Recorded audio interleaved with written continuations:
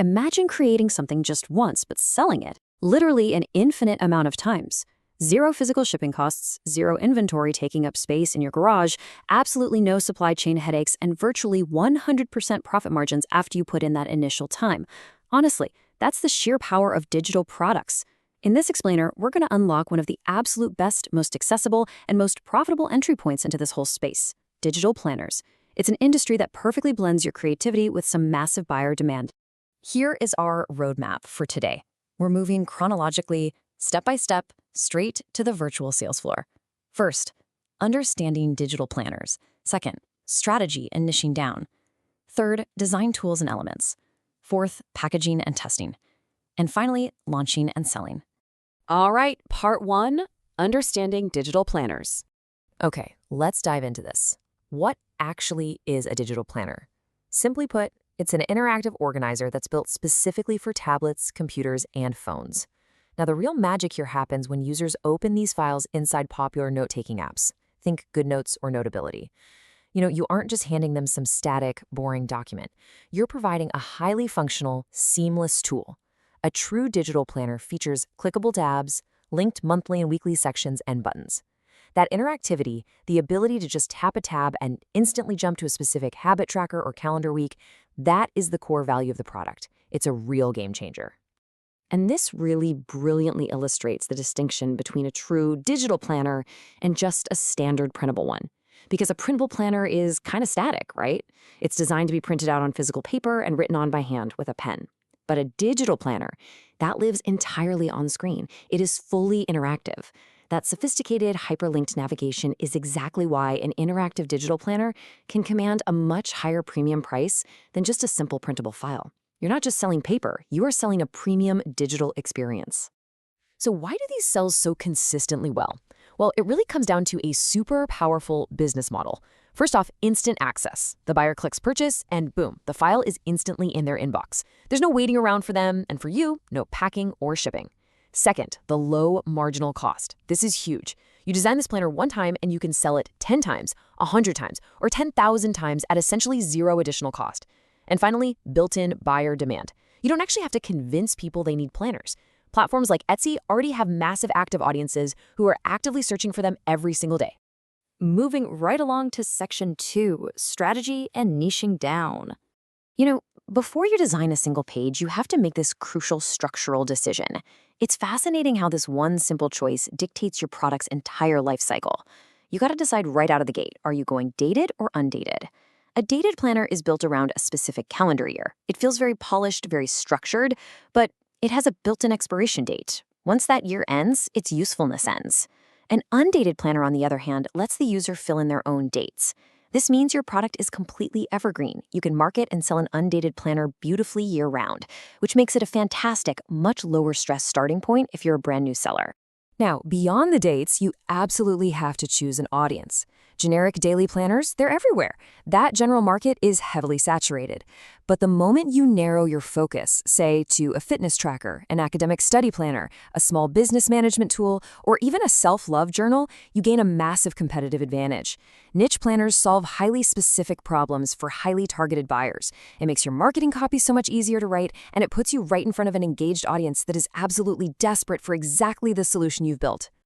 Let's move to section 3 and see how this builds from high-level strategy to the actual nuts and bolts of design. Regardless of the specific niche you chose, most successful digital planners out there share some core layout elements. You're going to need daily, weekly, and monthly views to manage time at every level. You definitely want goal-setting pages to provide that long-term structure. Add in note sections for unstructured thinking, to-do lists for action items, and habit trackers to keep the user coming back day after day. But here's the trick. Don't just think of these as separate pages. Think of them as value-add building blocks. When you bundle several of these specific elements together into one cohesive system, you significantly increase the perceived value of the product. That's how you easily justify a higher price point. But how do you make all of those different pages actually feel like one premium product? 2 words: visual consistency. This is absolutely critical. You want to stick to just 1 or 2 font pairings and a very strictly defined color palette. That consistency from the front cover all the way to the back page, that is the hallmark of a truly professional planner. When a buyer flips through, it shouldn't feel randomly thrown together. It should feel like a carefully curated premium visual experience.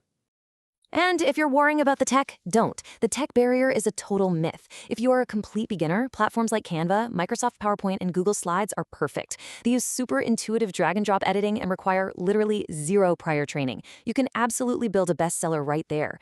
Now, if you want high precision and you don't mind a steeper learning curve, advanced tools like Adobe InDesign, Illustrator, or Procreate give you ultimate control over those complex layouts.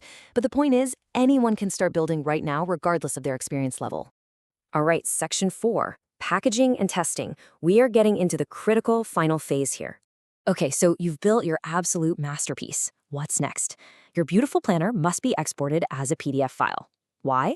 Because the PDF format perfectly preserves all of those clickable hyperlinks and tabs you just spent so much time building. It is the gold standard, for sure, because it's universally compatible across the widest range of devices and note-taking apps like GoodNotes and Notability. It just ensures that whether your customer is opening the file on an iPad or an Android tablet, the file behaves exactly as you intended.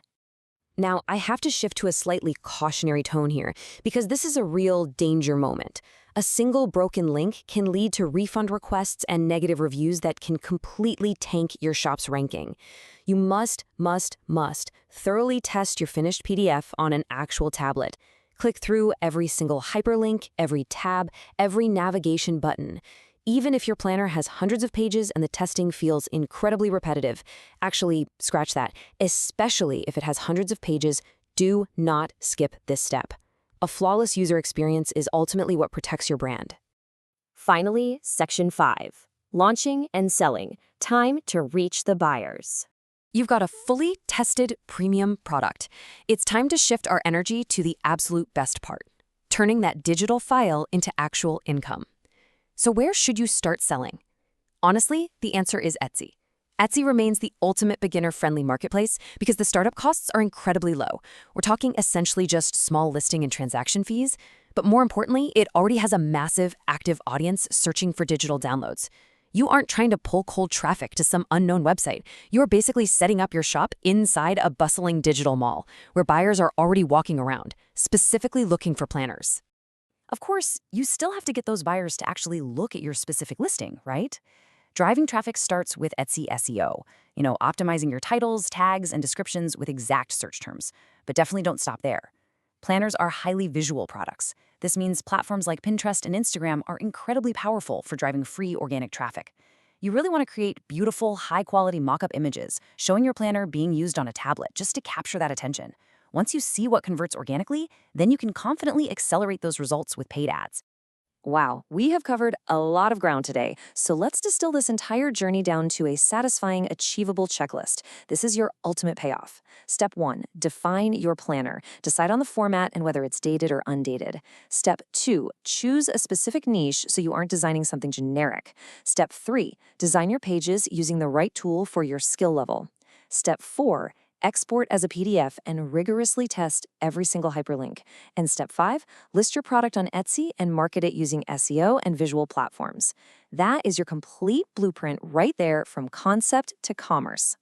The demand for these digital tools is only growing. The barrier to entry has quite literally never been lower, and you now have the exact roadmap. You know the tools, and you understand the strategy behind building a high-margin product. So the only question left really is, what niche will your first planner serve? Take a moment, find your focus, and start designing your future today. Thanks so much for joining me on this explainer, and I'll catch you next time.